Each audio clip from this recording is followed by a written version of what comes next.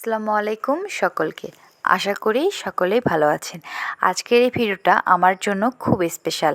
এটা আমার ইউটিউব চ্যানেলের প্রথম রান্নার ভিডিও। রান্না আমার ছোটোবেলার শখ।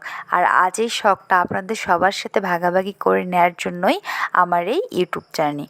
ঘরোয়া স্বাদের রান্নার সহজ উপায় এই নিয়ে আমার চ্যানেল মায়ান্স কিচেন।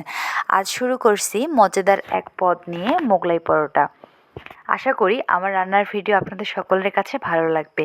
যদি ভালো লেগে থাকে তাহলে অবশ্যই রান্নার এই যাত্রায় আমার পাশে থাকবেন। তো শুরু করা যাক। প্রথমেই একটি বাটিতে আমি 2 কাপের মতো ময়দা দিয়ে নিব। তারপর দিয়ে নিব হাফ টেবিল চামচ লবণ। তারপর দিয়ে নিব 4 টেবিল চামচের মতো সাদা তেল।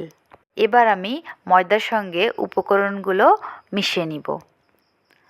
আমি এখানে 2 কাপের মতো ময়দা নিয়েছি। আপনারা যদি এর থেকে বেশি পরিমাণে মোগলাই বানাতে চান তাহলে বেশি করে ময়দা নিতে পারেন, সমস্যা নেই। এখন আমি পানি অ্যাড করব। এখানে পানিটা আপনারা অবশ্যই অল্প অল্প করে অ্যাড করবেন, তাহলে খুব সহজেই বুঝতে পারবেন পানির পরিমাণটা। আর এখানে আমি হাত দিয়ে ডোটা মাখতেছি, কারণ হাত দিয়ে মাখলে খুব সুন্দরভাবে ডোটা সফট হবে। এবার কিছুক্ষণ হাত দিয়ে এভাবে মুথে নিব। আর মুথে নেওয়ার সময় অবশ্যই হাতে এভাবে লেগে থাকলে আপনারা চামচ দিয়ে হাত থেকে ময়দার ডোটা সরাতে পারেন। এবার একটু সামান্য তেল নিয়ে আমি ডোটার উপরে মেখে নিয়ে কিছুক্ষণ রেস্টে রেখে দিব। এখানে অবশ্যই একটি যে কোনো পাতলা কাপড় দিয়ে ঢেকে রাখবেন প্রায় 5 থেকে 10 মিনিটের মতো, তাহলে ডোটা খুব সুন্দর স্মুথ হবে। এবার আমি একটা বাটি নিয়ে নিলাম মোগলাইয়ের ভিতরের পুরটা তৈরি করার জন্য। এখানে আমি নিয়ে নিচ্ছি 1 কাপ পরিমাণ পেঁয়াজ কুচি। তারপর দিয়ে নিব হাফ কাপ পরিমাণ মরিচ কুচি। নিয়ে নিব 2টি ডিম। ডিম দুটো ফেটে নিলাম। এখানেও একটু হাফ টেবিল চামচ লবণ অ্যাড করে নিব। এখানে কিছু মশলা দিয়ে নিচ্ছি, জিরা গুঁড়া, ধনিয়া গুঁড়া এবং গরম মশলা গুঁড়া। এগুলো দেওয়ার কারণ হচ্ছে আপনার ডিমের গন্ধটা যেন না থাকে। তো আমার পুরটা তৈরি করা হয়ে গেল।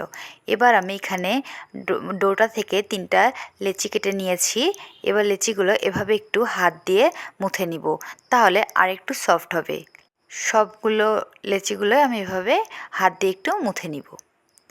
এবার আমি একটা পিঁড়া নিয়েছি আপনার রুটিটা বানানোর জন্য। রুটিটা বানানোর আগে হাত দিয়ে একটু এভাবে ডলে নেবেন, তাহলে খুব সুন্দরভাবে রুটিটা হবে। আর রুটিটা অবশ্যই আমরা দৈনন্দিন জীবনে যেরকম পরোটার জন্য রুটি বানানোই বানিয়ে নিই, ঠিক সেভাবেই আপনারা বানিয়ে নিতে পারেন। আর মোগলাই পরোটার জন্য রুটিটা একটু বড় করে নেয়াই ভালো, তাহলে মোগলাই পরোটা ভালো হয়। এই তো এই সাইজের রুটি বানিয়ে নিব। রুটিটা বেশি মোটাও না বেশি পাতলাও না। এবার আমি ভেতরের পুরটা দিয়ে দিব। এভাবে দিয়ে একটু চামচ দিয়ে আমি একটু সরিয়ে নিলাম। এবার একে একে এক পাশ থেকে মোড়ানো শুরু করব। আমি প্রথমে এক সাইডটা এভাবে মুড়িয়ে নিলাম এবং একটু ডিমের তরলটা একটু লেগে নিলাম, যেন অপর সাইড লাগানোর সময় খুব সুন্দরভাবে আটকে থাকে।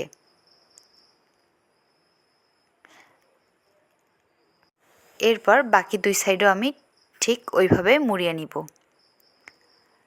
মোগলাই পরোটাটা খুব ভালোভাবে মুড়িয়ে নিতে হবে, যেন বানানোর পর কোনোভাবেই ভেতরের পুরগুলো বাইরে বেরিয়ে না আসে। এই তো হয়ে গেল আমার। এবার আমি একটা কড়াইতে তেল গরম করতে দিয়েছি। তেলের মধ্যে মোগলাই পরোটা ছেড়ে দিলাম। চুলার জাল অবশ্যই আপনারা একটু লো হিটে রাখবেন, যেন মোগলাই পরোটা আস্তে আস্তে হয়ে যায়। একবারে হলে আপনার ভেতরটা কাঁচা থাকবে, উপরটা হয়ে যাবে। তো আস্তে আস্তে খুব সুন্দর বাদামি কালার হয়ে গেল। যখন এরকম কালার হবে তখন আপনারা নামিয়ে নেবেন। আমি আরেকটা মোগলাই পরোটা বানিয়েছি, সেটাও তেলে দিয়ে দিলাম। একটু খুন্তি দিয়ে এপাশ ওপাশ করে নিব, যেন ভালোভাবে হয়ে যায়। এই তো হয়ে গেল আমার। এবার আমি চাকু দিয়ে কেটে সুন্দরভাবে সার্ভ করব। আপনারা দেখতেই পাচ্ছেন খুব সুন্দর মুচমুচে হয়েছে এবং ভেতরের পুরটাও খুব সুন্দর হয়েছে। ভেতরের পুরটা কিন্তু কোনোভাবেই কাঁচা হয়নি বা না হওয়া হয়নি। উপরে এবং ভেতরে খুব সুন্দরভাবেই কুকড হয়ে গেছে। এবার আমি সুন্দর করে সাইজ করে কেটে নিব। আপনারা এরকম মোগলাই পরোটা বানিয়ে সকালের নাস্তায় বা সন্ধ্যায় 1 কাপ চায়ের সঙ্গে খেতে পারেন। আশা করি ভালো লাগবে। আর প্রতিদিন ঘরোয়া ভিডিও পেতে আমার চ্যানেলটি অবশ্যই লাইক, কমেন্ট এবং সাবস্ক্রাইব করতে ভুলবেন না। ভিডিওটা ভালো লাগবে আশা করি। সবাই সুস্থ থাকবেন, ভালো থাকবেন, আমার জন্য দোয়া করবেন। আবার দেখা হবে ইনশাআল্লাহ। আল্লাহ হাফেজ।